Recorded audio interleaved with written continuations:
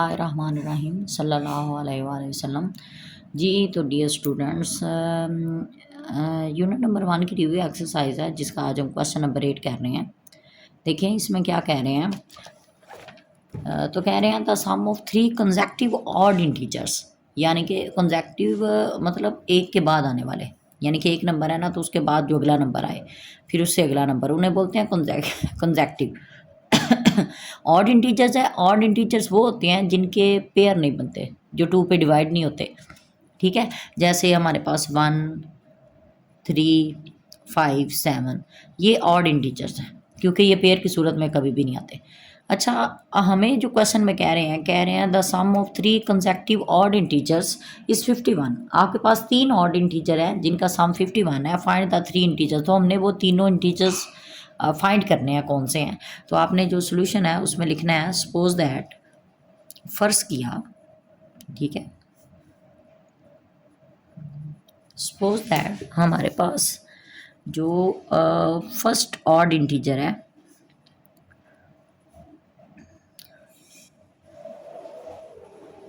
वो हमारे पास है x, ठीक है। अब जो सेकंड ऑड इंटीजर है वो क्या है, वो हमारे पास है x+2। अच्छा, ये हमने x+2 क्यों लिया है? ये इसलिए हमने x+2 लिया है कि अगर हम x की जगह 1 लें फर्स्ट डिजिट, तो आप यहाँ पे x की जगह 1 पुट करो तो 1+2 देखें क्या आ जाएगा 3, कंसेक्टिव यानी कि अगला नंबर आ गया। ऐसे ही आपने थर्ड ऑड इंटीजर लेना है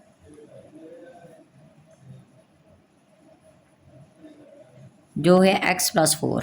अब ये देखें कैसे है, x की वैल्यू हमने 1 ली है तो x+4 यानी x की जगह 1 लिखें, उसमें 4 ऐड करें तो क्या आ जाएगा 5।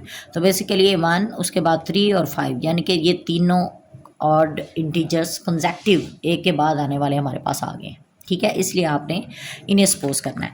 अब नेक्स्ट कह रहे हैं the sum of 3 consecutive odd integers. ठीक है, तो यहाँ आपने लिखना है अकॉर्डिंग टू स्टेटमेंट लिख लें, कंडीशन लिख लें।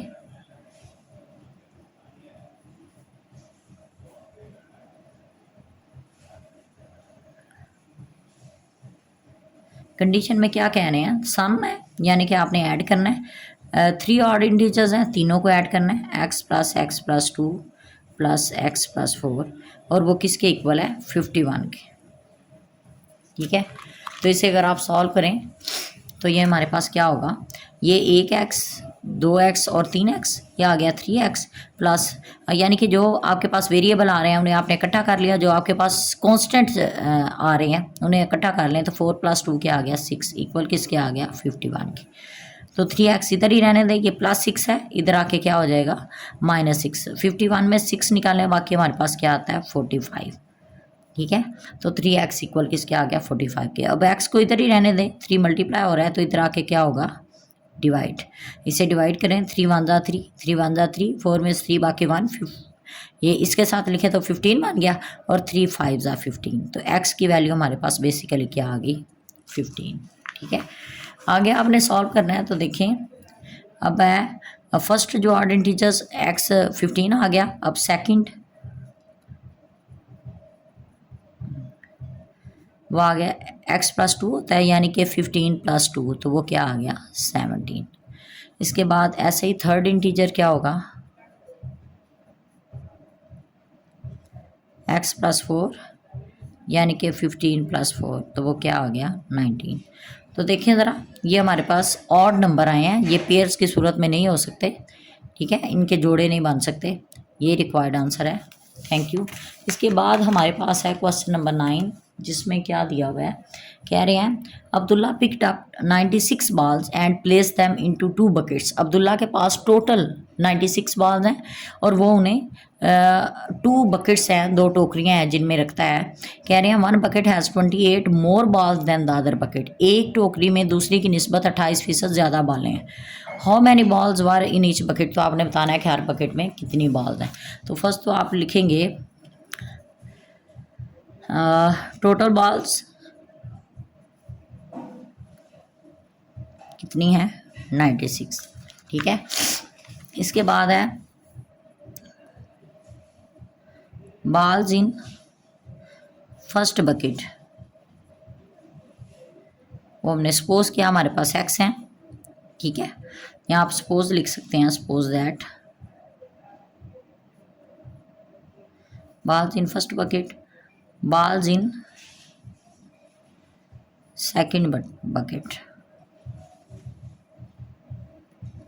वो कह रहे हैं कि फर्स्ट की निस्बत सेकंड में 8 मोर बॉल्स हैं, यानी कि x प्लस 28। ठीक है, उसके बाद कह रहे हैं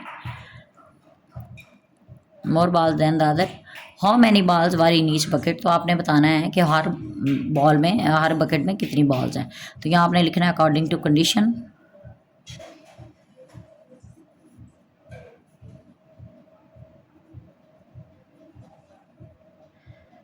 क्या है ये फर्स्ट बॉल, उसके बाद x प्लस 28 सेकेंड में, और इक्वल किसके हैं टोटल, वो 96 के। ठीक है, इन्हें ऐड करें तो ये 2x प्लस 28 इक्वल आ गया 96 के। 2x इधर ही रहने दें, ये 28 प्लस क्या इधर आके आ जाएगा माइनस का। अब अगर 96 में से आप 28 माइनस करें तो 16 में से 8 बाकी 8, और 8 में से 2 बाकी हमारे पास क्या आ गया 6। x को इधर ही रहने दें, 2 मल्टीप्लाई हो रहा है, इधर आके डिवाइड होगा तो 2 3 ज़ा 6, 2 4 ज़ा 8, तो x की वैल्यू हमारे पास क्या आएगी 34। ठीक है, तो